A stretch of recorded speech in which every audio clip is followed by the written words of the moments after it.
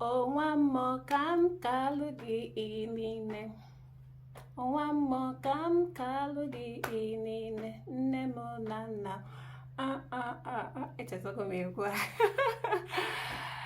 Ya mara gị mma ezigbote mmadụ, ya gazie ndụ mmiri ndụ azụ. Igbuo n'aka nne gbute mma, igbuo n'aka ekpe gbutekwazi mma. Aha m bụ Kpakpando Ifedimma n'Ugwu. Adaoyi na ọma mbala ezigbote ada na ndụ ọdụ nwa Igo Edo. Anyị na-emesife ike. Igbo kachanụ, ọ dị mma. Abịakwa m ka m si abịa o.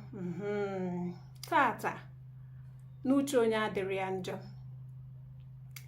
Eji m ife gbasara aha ma ọ bụrụ Igbo izugbe aha wee bịa ka m gbanigodo ka mama ga-asụ nwa Igbo izugbe.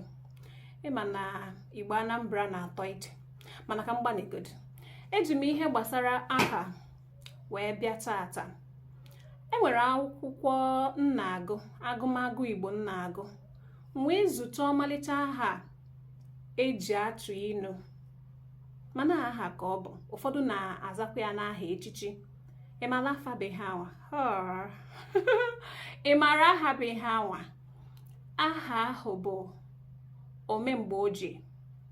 Igbo na-atụ n'inu si na omemgbe oji ka onye ohi mma. Ihe ọ pụtara bụ na mmadụ ikwere ka ọha amaka.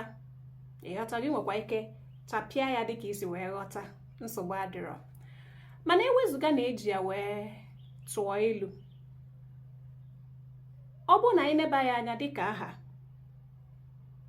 mara amara na mụ na gị bụ ụzọ bụrụ mmadụ. Ihe izizi anyị bụ ụzọ bụrụ bụ mmadụ. Anyị bụ ụzọ bụrụ mmụọ. Nya abịa n'ife anya na-afụ, biko cheka nsọ Anambra, abịa n'ife anya na-afụ, anyị bụ ụzọ bụrụ mmadụ.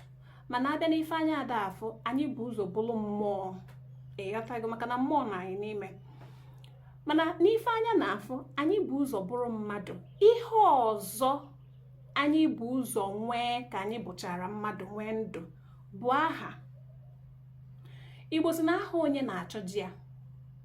Ọ bụrụ na amụọ nwa, ekene Chukwu, ama ma ọ bụ oke ka ọ bụ nwunye, ife ọzọ ị ga-enebezi anya bụ gịnị? Kedu afa nwa?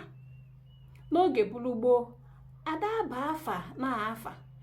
Enwekwala ike ịba afa na afa sọsọ ma ọ bụ maka ife ọpụta. A na-abakwu n'afa n'ife menụ oge eji mụ nwa afọ. Nwere ike ọ bụrụ ife nne ya gabiga, nwee ka ọ bụrụ ife na-eme mgbe o ji bịa ụwa, nwee ka ọ bụrụ ife mebugo nne ya, ife nne ya gabigago, maọbụ ife dị ya n'obi.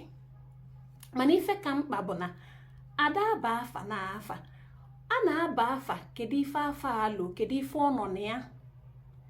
Afa anwa nzute oge m na-agụ agụmagụ Igbo wee bụrụ gịnị dị? Omemgbe Oji. Enwe ndị abalị ọmalịcha afa fatonite webe iwe na nne na nna fa agụrụ akwụkwọ, na ha fụrụ ụzọ kedu nnọọ ka o si wee chọsịa nna afa ọ ga-abịa ọbụla Omemgbe Oji. Tụkwasịkwa onu ndị be anyị obi na anyị maka a ga-esi wee fịga ọnya bụ afa ọbụla ife na-atọ ọchị, ọkwa ịkpọ afa gasị. Mana Omemgbe Oji a, ọ bụrụ na itinye anya n'ana, ilomie nya bụ afa, elomie ya n'ime obi gị, ị ga-afụ ihe ọ pụtara. Omemgbe Oji, onye na-eme mgbe oji, onye na-abụ ojide omee.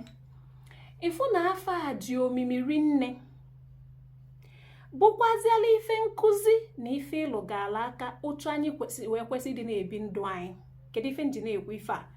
Enwe ndị na-enwe onunu, onwe ndị ime ife ịkpa agwa na-abụ ife enunye efe enunye, ife akwanye efe akwanye.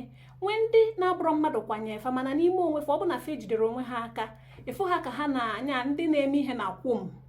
Ndị n'asụsụ ite a na-akpọ ya impulsive, like impulse. You are an impulsive doer. Ịghọta? Amakwa m asụ oyibo nọ na nsị ka m sụchanye nke a mmụta afọ ka onye na-akọrọ na gbado mgbọrọgwụ n'asụsụ Igbo ka o wee mara ife m na-ekwu. Onye Igbo ka m bụ, ama m asụ oyibo. Ịtụba anya ka nsọ ọlụgo ibe ma na nsogbu adịgo. O wee bụ na afọ a ifo na ndị gboo malụ uru afa ba ji wee na-alụgala anyị aka ka anyị kwelụ ka anyị ra mgbe niile. Ọ bụrụ na ijiro ife maọbụ na itozuru ife maọbụ na ike akwadoro ife, emekwana, maka na mpụtara ya da atọsi ụtọ, nsonaazụ ya na-enwe ka ọ na-adị. Ka mmalụ gị atụ, ọ bụrụ na ebe a na-achụ nta ego, ebe a na-agba ọnya ego, onye nke aka ji akụ apụta nye otu nde naira, osodieme apụta nye nde naira 5, akụ na-atakasị apụta nye otu ijeri, ị na-anya n'aka ekpe na-anya n'aka na ọ dịkwa ka ọsọ gị o, mana ịmaga ogo a na-edebe gị ijili maka ogo ndị mmadụ ragobe gị na ya gị nwa na-aragobere onwe gị mapụta mee. Enwere ka ọ bụrụ na ị nwere ego n'afọ ime n'ime ọba ego yi, mana idebelie maka ife ọzọ. Kedu ife nke a pụta?